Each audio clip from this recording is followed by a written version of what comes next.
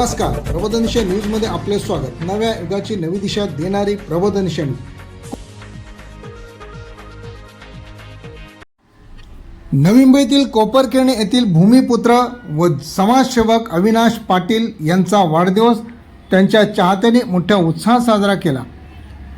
नेहमी गावातील विविध उपक्रम असतील किंवा समस्या असेल त्या जाणून घेणारे असे हे समाजसेवक अविनाश पाटील।